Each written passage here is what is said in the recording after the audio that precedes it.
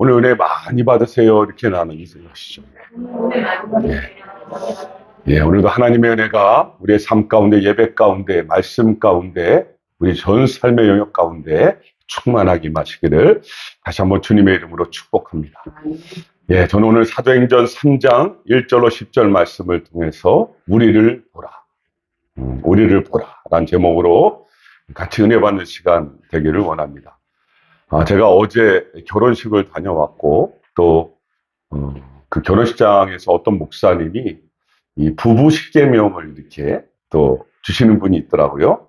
그 중에 하나가 뭔가 봤더니 그 부부 십계명 중에 부부가 서로 다르잖아요. 얼마나 다릅니까? 다른 배경, 다른 문화, 다른 가정에 자라났기 때문에 얼마나 달라요. 그러니까 그 십계명 중에 하나가 서로를 수용하라. 서로를 수용하라. 힘들고 어려워도 서로 수용하라. 그 말이 뭡니까? 한 마음이 되라는 거 아니겠습니까? 부부가 나누어지지 말고 한 마음이 되라는 뜻이겠죠. 저는 그거를 우리 그리스도인인 우리에게 다시 한번 이렇게 적용하고 싶더라고요. 서로의 모습 속에 보이는 예수 그리스도, 그 그리스도를 좀 바라볼 줄 아는 눈을 가지면 좋겠다. 우리가 바라보고 있는 분들은 다른 분들이 아니잖아요. 얼마나 고귀하고 보배롭고 존귀한 하나님의 형상을 가진 분들이잖아요. 한번 옆에 분들 봐보세요. 보이시죠? 예, 그 모습을 바라볼 수만 있다면, 그죠? 우리가 한 마음이 되는 것은 얼마나 가능해질 수 있다는 것을 우리가 깨닫게 되는 것입니다. 여러분, 초대교회의 특징이 무엇인가? 초대교회, 처음 교회 저희가 계속 보고 있지만, 이 처음 교회 초대교회는 한 마음이 되었잖아요. 그죠? 그 한 마음에서만 머문 것이 아니라 그들은 어떻게 했습니까? 자신들의 물건을 자기 것으로 주장하지 않고 서로 나누어 쓰기도 하는 거예요. 네 것, 내 것이 아니라 뭐라고요? 우리 것이 되어서 쓰더라는 것이죠. 그뿐만이 아니죠. 자기가 좀 많이 가지고 있는 사람들은 자기가 가지고 있는 소유를 팔아서 저 사람이 지금 뭐가 필요한지를 우리 형제와 자매 지체 중에 누가 밥도 못 먹고 있는 것을 아는 거예요. 왜요? 기도하니까, 사랑하니까, 그들 속에 있는 예수 그리스도를 바라보니까 견딜 수가 없는 거죠. 그래서 자기가 좀 더 가지고 있는 것을 팔아서 그들의 필요에 따라서 나누어 주는 그런 교회가 바로 처음 교회요, 초대교회였다라고 말하고 있어요. 여러분 멋지지 않습니까? 지금 이 시대에 이게 이루어지는 교회를 본 적이 있나요? 참 안타깝죠, 그죠? 그렇지만 여러분, 우리가 못한다고 해서 하나님의 말씀은 변하지 않는 줄로 믿습니다. 그렇게 기도하고 또 그렇게 하나님 앞에 우리가 엎드리면 하나님께서 우리를 그렇게 만들어 가시는 것이죠. 여러분, 그렇습니다. 성령 충만한 삶은 사실은 나의 삶을 내어드리는 것이죠. 내가 가장 귀중하게 여기고 소중하게 여기고 가장 내가 가지고 싶은 것들을 아낌없이 하나님 앞에 드릴 수 있는 삶이 바로 성령 충만한 삶 아니겠어요? 주님의 음성에 귀를 기울이는 것이죠. 비록 주님의 말씀이 내 삶의 방식과는 다르다 할지라도 그 말씀을 믿고 순종하며 따르는 거예요. 여러분, 그렇게 초대교회의 대표 주자라고 할 수 있는 베드로와 요한은요, 정말 갑자기 급성장한 교회잖아요. 하루 만에 3,000명이 회개하고 돌아왔으니 어마어마한 대형 교회 아닙니까? 그 중에서도 베드로 그러면 그 교회를 대표하는 인물이잖아요. 지금으로 말하면 담임 목사격이잖아요. 얼마나 해야 할 일이 산적해 있을까요? 그런데 오늘 본문을 보면 그들은 뭐 했다고요? 정해진 기도 시간을 가졌다라고 말해요. 여러분, 이것은 오늘을 살아가는 우리에게 시간 활용의 우선순위를 가르쳐주고 있는 것이죠. 여러분, 진정으로 성령 충만함을 원하십니까? 그렇다면 성령 충만함은 자연스럽게 뭐와 연관되어진다고요? 기도와 연관되어진다는 것이죠. 기도와 연관되어진 것이죠. 이 성령 충만함은 사람이 기도하지 않는다. 이거는 사실은 안 맞는 거예요. 가짜일 수 있고 쇼맨십일 수 있는 거죠. 여러분, 저는 지금 이 시대에 우리 그리스도인들의 가장 큰 함정 중에 하나가 무엇인가? 믿음에 있어서 균형이 깨져가고 있다. 균형. 균형이 깨진다는 말은 뭐냐면 기도가 점점 사라지고 있어요. 이 교회에 기도의 자리가 점점 사라지는 것을 볼 수 있어요. 여러분, 말씀은 홍수잖아요. 지금 뭐 인터넷에 유튜브에 틀기만 하면 말씀은 홍수 시대이기 때문에 우리가 많이 들어서 알고 배우고 있는데, 그런데 상대적으로 아는 것만큼 기도의 자리는 점점 비워져 가고 있는 현실을 우리가 주목하게 되는 것이죠. 여러분, 자꾸만 우리는 이 믿음의 속성이 무엇을 바라보고 있냐면 고난이 없는 형통을 말해요. 아픔이 없는 성숙을 말해요. 인내가 없는 열매를 간구해요. 기도가 없는 응답을 자꾸만 추구하려는 데 있다는 거 아니겠어요? 여러분, 그러나 이 모든 가정의 기초는 뭐라고요? 첫째도 기도, 둘째도 기도, 셋째도 기도인 줄로 믿습니다. 여러분, 그래서 성령 충만하면요, 성령 충만은 기도 없이는 도저히 이루어질 수 없다라는 것을 오늘 베드로를 통하여, 요한을 통하여 다시 우리에게 강조하고 있는 것입니다. 여러분, 이들은요, 이 기도 시간에 한 영혼을 만나게 되잖아요. 다른 시간에 만난 게 아니고요. 이들은 기도 시간에 선천적인 장애를 가지고 태어난 안진뱅이요 거린을 기도 시간에 만나게 되는 거예요. 여러분, 저는 우리의 삶에도 이러한 성령님께서 인도하시는 만남들이 일어나기를 주님의 이름으로 축복합니다. 여러분, 그런데 이러한 만남이 어떻게 언제 이루어질지를 우리가 모르잖아요. 그래서 성경은 우리에게 뭐라고 말합니까? 그래서 깨어있어라. 깨어있어라. 우리의 영적인 안테나를 바르게 세워놓으라는 거예요. 성령님의 음성에, 그분의 인도하심에 민감해야지만 하나님이 만나게 하는 사람들을 볼 수 있는 눈이 열려진다는 거죠. 여러분, 오늘 본문에 등장하는 그 안진뱅이 거리는요, 사실은 계속 그 자리에 있었잖아요. 계속 있었던 거예요. 모든 백성이 그를 다 알아볼 정도인 거 보니까 오랜 기간 동안 그 자리에 있었던 것임에 틀림이 없어요. 여러분, 베드로와 요한이 그 성전에 한 번만 올라가겠습니까? 아니죠. 사실은 그들은 수도 없이 거기를 올라가면서 그 거린을 지나쳤을 수도 있고 그 안진뱅이 거린을 봤을 수도 있어요. 사실은 구면이었을 것입니다. 여러분, 그렇습니다. 안진뱅이가 바라보는 시선은 뭐였겠어요? 은과 금이었어요. 그래서 그는 그에게 있어서 사람이란 그저 자신의 생계를 이어주는 돈벌이에 지나지 않았던 것이죠. 그렇게 그는 기계적으로 베드로와 요한을 먼저 바라봅니다. 여러분, 사실 그 안진뱅이 거리는 베드로와 요한에게 은과 금 같은 커다란 큰 돈을 기대하지도 않았어요. 그냥 보통 사람들이 적선하는 한 푼을 바랬었겠죠. 그죠? 한 푼 줍시오. 한 푼 줍시오. 이 안진뱅이 거린의 눈에 베드로와 요한도 그냥 그 중에 한 사람에 불과한 것이죠. 이제 우리는 본격적으로 이 안진뱅이 거린과 베드로와 요한의 만남을 집중해서 한번 들어가 보시죠. 3절 말씀 보시겠습니다. 3절입니다. 3절 말씀 시작. 그가 베드로와 요한이 성전에 들어가려 함을 보고 구걸하거늘. 아멘. 여러분, 3절에 보니까 그들 중에서 이 안진뱅이 거린이 먼저 베드로와 요한을 봤다라고 그렇게 기록하고 있죠. 여기 보다라고 하는 단어의 에이도라고 하는 원어는 어떤 특별한 목적이나 의미를 가지고 보는 것이 아니라 그냥 단순히 자기 눈에 시야에 들어오니까 그냥 보는 것을 볼 때 이 봤다라는 단어를 지금 쓰고 있어요. 여러분, 얼마나 이 안진뱅이 거린의 이 구걸하는 삶이 기계적이 되었는가를 대표적으로 보여주는 단어가 바로 이 단어예요. 봤다라는 거예요. 여러분, 쉽게 이야기하면 우리가 보통 주일날만 예배 오는 사람을 뭐라 그래요? 썬데이 크리스찬. 그것도 그렇게 말하잖아요. 그렇죠? 그 말이 뭡니까? 매너리즘에 빠진 것을 말하는 거잖아요. 주님 전에 나오는데, 주님을 만나러 오는데 어떤 열정도 없고 소망도 없고 무슨 기대감도 없이 그냥 그렇게 나오는 거예요. 또 한 번 그냥 그렇게 한번 나오는 예배를 말하는 거 아니겠어요?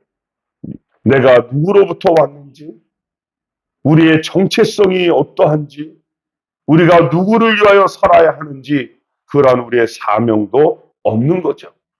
하나님의 형상을 마치 잃어버린 사람처럼 살아가고 있는 것이죠. 여러분, 그 아름다운 성전 미문에 있지만 그에게는 예수님이 보이지 않는 것이죠. 우리의 모든 삶의 크고 작은 결정에 예수님이 없는 것입니다. 여러분, 이것이 바로 A도의 삶이고 바로 이것이 우리들의 모습임을 말하고 있는 것입니다. 여러분, 그렇기 때문에 그런 우리가 그런 상태라면, 그런 상태에 있다면 교회를 다닌들 무슨 기쁨이 있고 무슨 감사가 있고 무슨 은혜가 넘쳐날 수 있겠어요. 그냥 믿지 않는 사람들처럼 똑같이 시기하고 똑같이 질투하고 똑같이 원망하고 똑같이 불평하고 똑같이 분노하고 그냥 눈에 보이는 결과에 따라서 그냥 기쁨이 오르락 내리락 하는 그런 삶 자체가 될 수밖에 없는 거 아니겠습니까? 여러분, 그런데 참 오늘 놀라운 일은 이렇게 안진뱅이 거린과 똑같은 삶을 살았던 베드로와 요한이잖아요. 근데 그들은 변했거든요. 변했잖아요. 여러분, 이것이 성령님의 능력이거든요. 그들이 어떻게 변했는지 4절을 보면 알 수 있어요. 4절 말씀 같이 읽어보시죠. 시작. 베드로가 요한과 더불어 주목하여 이르되 우리를 보라 하니 아멘. 아멘. 여러분, 그렇게 아무런 소망 없이 구걸하는 안진뱅이 거리를 향하여 오늘 베드로와 요한은 뭐라고 말합니까? 주목하였다. 주목하였다. 그리고 나서 뭐라고 말합니까? 우리를 보라. 주목했고 우리를 보라라고 말하죠. 여러분, 여기서 주목하다라고 하는 단어의 원어 아테니조는요, 목적을 두고 뚜렷하게 응시하는 것을 말하는 거예요. 베드로와 요한은요, 그냥 바라본 것이 아니라 그들이 목적을 두고 그 안진뱅이 거리를 정확하게 뚜렷하게 지금 응시하고 있다라는 거예요. 건성 없이 그냥 쳐다보는 것이 아니란 말입니다. 그리고 자신을 주목하라라고 말하고 있죠. 여러분, 여기서 주목할 만한 사실이 뭡니까? 평상시 같으면 베드로와 요한은 그냥 지나쳤었겠죠. 아니, 많은 순간 그렇게 의미 없이 지나쳤잖아요. 그 성전 미문을 얼마나 많이 다녔었습니까? 물론 때로는 감동을 받아서 동전 몇 푼을 적선도 했을 거예요. 그죠? 그런데 그날만큼은 그들은 멈추어서야 했죠. 그리고 그들의 마음이 막 꿈틀거려요. 성령님으로 충만해지니까, 성령님의 인도하심을 깨닫게 되니까 그동안 그들의 삶을 지배해왔던 모든 부정적인 개념들이 새롭게 변화되어지기 시작하는 거 아니겠어요? 여러분, 그래서 사도 바울은 그것을 로마서 12장 1절 2절에 이렇게 표현하죠. 너희는 이 세대를 본받지 말고 오직 마음을 새롭게 함으로 변화를 받아 하나님의 선하시고 기뻐하시고 온전하신 뜻이 무엇인지 분별하도록 하라. 마음을 새롭게 함으로 뭐라고요? 변화를 받아. 여러분, 그들의 눈에서 육신의 비늘들이 벗겨지기 시작하니까요, 영적인 눈이 띄어지게 되는 거예요. 지금 베드로와 요한은요, 이전이나 지금이나 똑같은 눈인데 보는 시선이 분명히 달라지는 것을 보여주고 있어요. 여러분, 그렇습니다. 성령님은요, 우리의 시선을 변화시켜주는 분인 줄로 믿습니다. 변화시켜주시는, 다시 말하면 우리가 진정으로 바라봐야 할 것이 무엇인지를 바라보게 하시는 분이다라는 것이죠. 우리가 의심의 시선을 갖고 있다면 이제는 그 의심의 시선에서 믿음의 시선, 우리가 절망의 시선에 있다면 그 시선을 이제는 소망의 시선으로, 무관심의 시선에 빠져 있다면 우리를 주님의 사랑의 시선으로 이제는 바꾸어 가시는 거죠. 여러분, 그렇기 때문에 베드로와 요한은 그 안진뱅이 거리를 향하여 멈추어 섰고 우리를 보라라고 그 안진뱅이 거린에게 요청하고 있는 거예요. 여러분, 이것이 긍휼입니다. 이것이 긍휼이에요. 지금 그들에게 가장 달라진 것이 무엇이죠? 그들의 마음 속에 긍휼의 마음이 흘러넘치고 있다는 것이 변화된 거예요. 그럼 긍휼을 영어로 컴패션이라고 그랬잖아요. 컴패션 뭐예요? 함께 아파하는 거예요. 긍휼은 다른 것이 아니고요, 함께 고통하고 함께 아파하는 것을 긍휼이라고 말하는 거잖아요. 여러분, 사실 우리의 본성은요, 긍휼을 좋아하지 않아요. 우리는 함께 아파하고 함께 고통하는 것을 사실은 좋아하지 않아요. 상대방의 어떤 아픔 속으로 들어가려 할조차도 우리는 그것을 피하려고 하지 적극적으로 가려고 하지 않는다는 것이죠. 여러분, 마더 테레사가 이러한 유명한 말을 했죠. 구제는 상대방의 어려움을 해결해 주는 게 목적이 아니다. 뭐 배고픈 사람에게 먹을 것을 주고 옷이 없는 사람에게 입을 것을 주고 아픈 사람을 치료해 주는 것, 그게 목적이 아니다라는 거죠. 구제에 있어서 내게 더 중요한 것은 어려움 당한 사람들을 만나서 그 사람의 영혼과 인격을 존중해 주는 것이다. 너무 멋지지 않습니까? 그 사람의 영혼과 인격을 존중해 주는 것이다. 여러분, 그래요. 어려움을 당하면요, 인격이 파괴되어지게 되어 있잖아요. 이 정상적인 관계 생활이요, 정말로 많이 힘들어져요. 그러다 보니까 대인관계에 기피증이 생기게 되고요, 자꾸만 비관적으로 바라보는 눈이 열리게 되는 거예요. 그러다 보니까 내적인 허전함과 이 공허함이 얼마나 심하게 찾아오겠어요. 그걸 해결하려고 하다 보니까 나도 모르게 자꾸만 다른 것들로, 눈에 보이는 것들로 채우려고 하다 보니까 몸과 영혼이 다 지쳐버리게 되고, 그걸 뭐라 그럽니까? 번아웃 됐다고 그러죠. 이 번아웃 상태가 되는 거예요. 더 발전하게 되면 여러분, 어떻게 됩니까? 시간이 흘러가면 될 대로 되라. 이 안진뱅이 거린의 삶처럼 되어버리고 마는 것이죠. 여러분, 하나님의 형상으로 지음을 받은 가장 고귀한 존재임을 잊어버리게 되는 거예요. 오늘 본문의 베드로와 요한은 성령님을 통하여 자신들이 먼저 그렇게 회복된 것을 알고 있잖아요. 자신들이 먼저 회복됐잖아요. 그렇기 때문에 그들은 그 안진뱅이 거린을 그냥 지나칠 수가 없었던 거예요. 그래서 주목해서 바라봤고 우리를 보라라고 요청하고 있는 것이죠. 여러분, 사실 우리를 보라라고 요청한 것, 그것의 의미가 무엇일까요? 다른 것이 아니잖아요.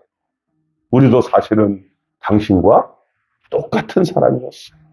아니, 우리는 더 심한 사람들이었습니다. 회복 불가능한 사람들이었어요.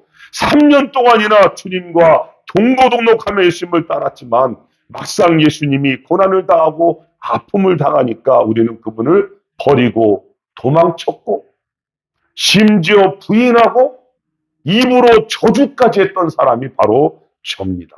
제가 이렇게 파렴치한 사람이었습니다. 그런데 주님의 영이신 성령 하나님께서 이러한 하나님의 형상을 잃어버린 나를 찾아오셨고 만나주셨고 다시 회복시켜 주셨습니다. 지금 내 안에 주체할 수 없는 그분의 사랑이 흘러 넘치거든요.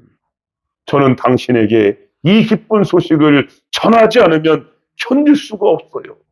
그분이 우리로 하여금 지금 멈추어 서게 하시고, 그분이 우리로 하여금 당신에게 집중하게 하시고, 그분이 우리에게 우리를 보라고 당신에게 요청하고 계신 거예요. 여러분, 그러자 이 안진뱅이 거린이 그 말을 듣고 그 반응이 나오잖아요. 그죠? 5절 말씀. 그가 어떻게 반응하고 있는가? 5절입니다. 시작. 그가 그들에게서 무엇을 얻을까 하여 바라보거늘. 아멘. 지금 이 안진뱅이 거린이 뭐 했다고요? 바라보았다.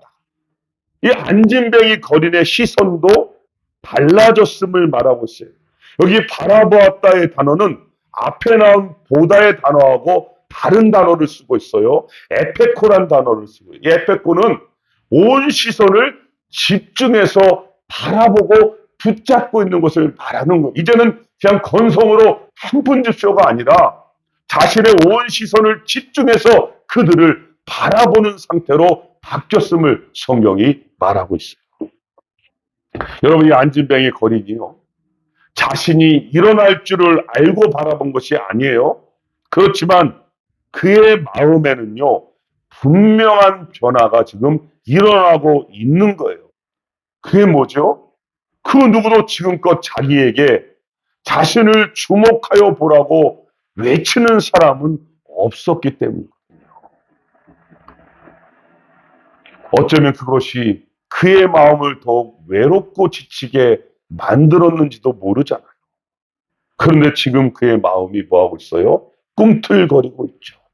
성령 충만한 베드로와 요한의 그 말의 태도를 통해서 지금 영향을 받고 있는 거예요. 그래서 이 안진뱅이 거리는 그의 말을 듣고 이제는 자세를 고치고 온 시선을 집중하여 베드로와 요한을 지금 바라보고 있다니까요. 여러분, 이 장면이 지금 그림이 그려지시죠? 지금 베드로와 요한이 서 있고, 그리고 이 안진뱅이 거린의 시선이 그들에게 집중돼서 하나로 지금 뭔가 뭉쳐져 있는 상황이 그려지죠. 여러분, 베드로와 요한의 눈을 집중하여 쳐다보는 이 안진뱅이 거린이 과연 무엇을 보았을까? 성경은 그것을 정확하게 말하고 있지 않지만 우리가 고백할 수 있는 것은 이 베드로와 요한을 통하여 흘러넘치는 그 성령님의 임재 속에 들어갔음을 깨달을 수는 있어요. 마치 주님께서 마태복음 18장 20절에 뭐라 그랬죠? 두세 사람이 내 이름으로 모인 곳에는 나도 그들 중에 있느니라. 베드로와 요한과 함께 하신 그 주님의 임재가 지금 그 안진뱅이 거린에게도 여러분 함께 있음이 느껴지고 있는 것이죠. 여러분, 이제 베드로와 요한을 통하여 그 안진뱅이 거린을 바라보는 분은 누구세요? 예수님이신 거예요. 예수님이 보고 계신 거죠. 여러분, 그들 속에 이 안진뱅이를 향하여 멈춰서게 하시고 견딜 수 없게 하신 분, 우리를 보라고 말하고 하신 그 모든 분은 바로 그들 속에 역사하는 주님이신 것이죠. 여러분, 주님의 그 컴패션이, 주님의 그 긍휼이 그 안진뱅이 거린의 영혼을 더 이상 이제는 방치하실 수가 없었던 거예요. 여러분, 이것이 바로 십자가의 의미입니다. 하나님께서 하나님 되심을 포기하면서까지 하지 않으면 도저히 견딜 수 없는 그 고통, 그 컴패션이 주님의 십자가를 지게 하셨죠. 우리의 고통과 아픔, 우리의 상처와 슬픔, 우리의 외로움과 절망, 그 속으로 들어오지 않고서는 주님은 견딜 수가 없었던 거예요. 그래서 십자가를 지시러 오셨어요. 그리고 그 위에서 온몸이 찢기시고 상하시며 피와 물을 쏟으셨죠. 여러분, 그 십자가의 음성이 지금 우리에게도 들려오고 있는 거예요. 사랑하는 원씨가, 사랑하는 딸아, 사랑하는 아들아, 이게 내가 너에게 줄 수 있는 최고의 사랑이다. 받으라. 여러분, 이 사랑을 받는데 어떻게 회복이 안 돼요? 어떻게 위로가 안 돼요? 어떻게 우리가 좌절 가운데 계속 빠져 있을 수가 있어요? 이 사랑이 지금도 우리에게 변함없이 흐르고 있는 줄로 믿습니다. 여러분, 그렇게 주님의 생명의 눈길이, 그 십자가의 사랑의 눈길이 베드로와 요한을 통하여 그 안진뱅이 거린에게 흘러 들어가게 된 줄로 믿습니다. 그러니까 어떤 역사가 일어납니까? 오늘 말씀을 맺어보죠. 6절 말씀 같이 한번 보죠. 6절 말씀입니다. 6절 말씀 시작. 베드로가 이르되 은과 금은 내게 없거니와 내게 있는 이것을 내게 주노니 나사렛 예수 그리스도의 이름으로 일어나 걸으라 하고 아멘. 나사렛 예수 그리스도의 이름으로 일어나 걸으라. 주님께서 베드로와 요한의 손을 통하여 그 안진뱅이 거린의 손을 잡아 일으키고 있는 것이죠.